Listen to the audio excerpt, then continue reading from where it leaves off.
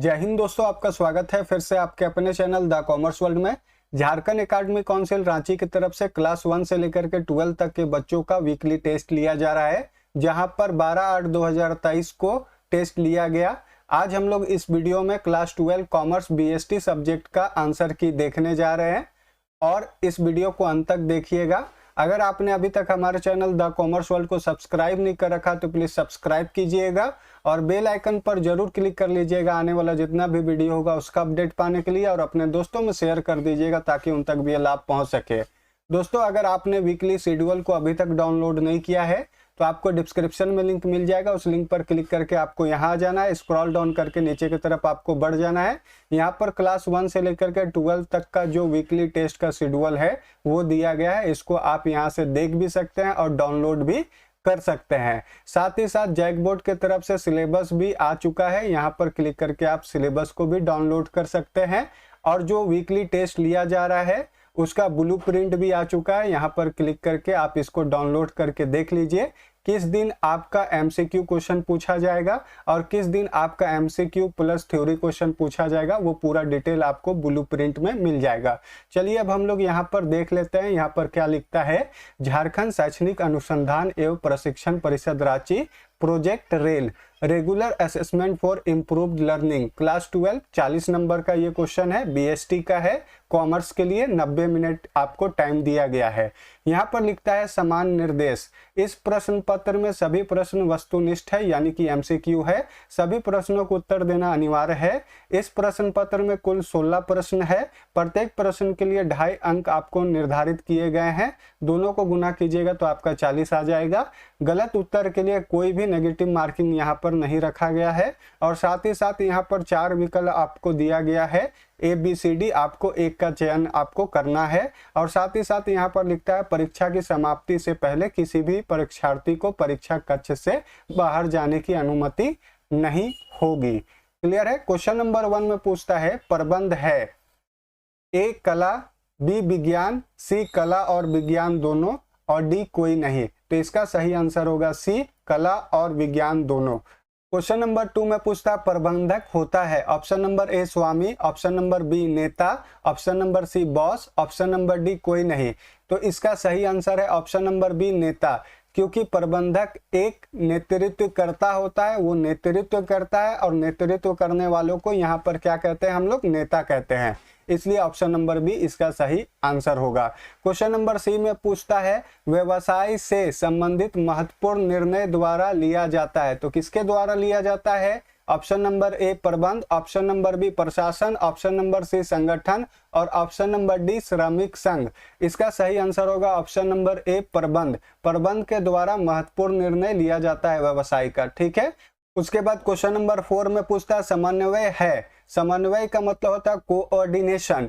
Option number ए ऐच्छिक, option number B आवश्यक, option number सी अनावश्यक और ऑप्शन नंबर डी समय की बर्बादी। तो आपको बता दें बिना कोऑर्डिनेशन का अपना जो लक्ष्य है उसको आप प्राप्त नहीं कर सकते, इसलिए समन्वय आवश्यक होता है, इसलिए इसका सही आंसर होगा ऑप्शन नंबर बी आवश्यक। क्वेश्चन नंबर 5 में पूछता है समन्वय स्थापित किया जाता है।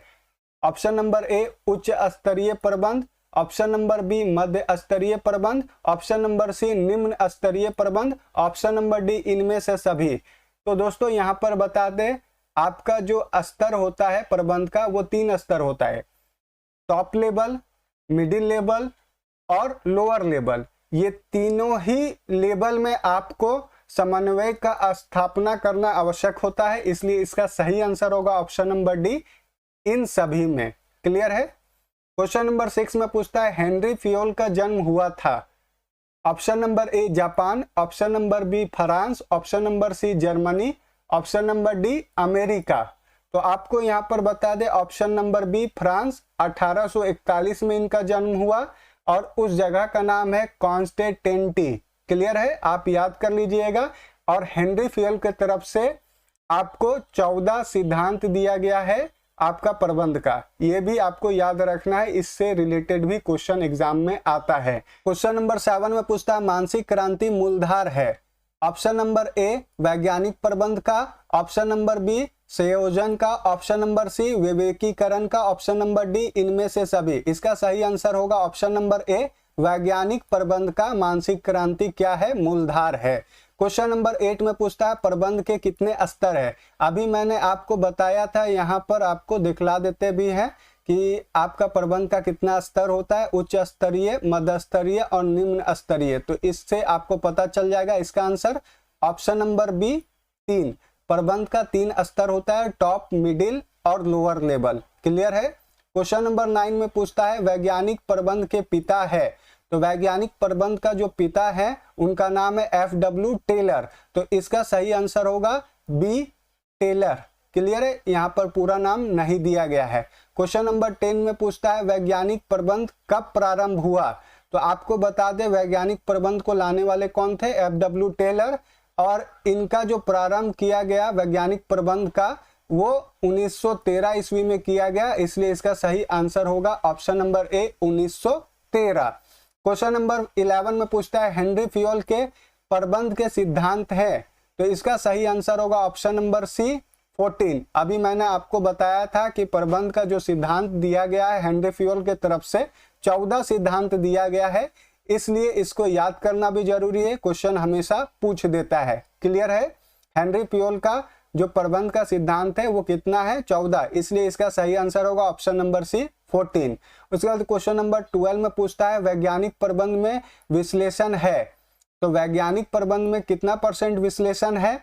Option number A 75%, option number B 25%, option number C 50%, option number D 100%। तो इसका सही आंसर होगा ऑप्शन नंबर ए 75% जो है वैज्ञानिक प्रबंध में विश्लेषण है। क्वेश्चन नंबर 13 में पूछता है नई आर्थिक नीति की घोषणा हुई थी। तो आपको यहाँ पर ऑप्शन दिया गया है, ऑप्शन नंबर ए जुलाई 1990, ऑप्शन नंबर बी जुलाई 1991, ऑप्शन नंबर सी जुलाई 1993, ऑप्शन नंबर डी जुलाई 1992। इसका सही आंसर होगा ऑप्शन नंबर बी जुलाई 1991 में आर्थिक नीति, जो नई आर्थिक नीति आई थी उसकी घोषणा की गई थी और वो भी तारीख था 24 जुलाई 1991। क्लियर है। क्वेश्चन नंबर 14 में पूछता है नई आर्थिक नीति के प्रमुख अंग है। ऑप्शन नंबर ए उदारीकरण, ऑप्शन नंबर बी वैश्वीकरण, ऑप्शन नंबर सी निजीकरण। ये तीनों ही नई आर्थिक नीति का प्रमुख अंग है, इसलिए ऑप्शन नंबर डी इनमें से सभी आपका सही आंसर होगा। क्वेश्चन नंबर 15 में पूछता है भारत में उदारीकरण की नीति रही है।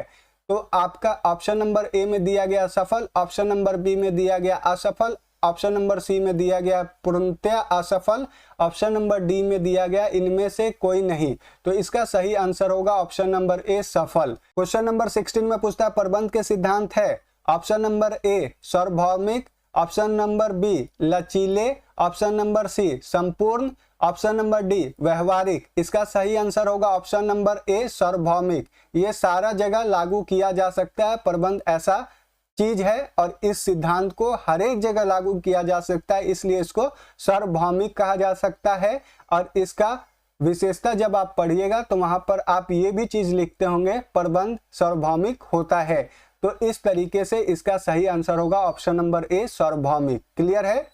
तो यहाँ तक आपने देख लिया 1 to 16 तक का जो आंसर है।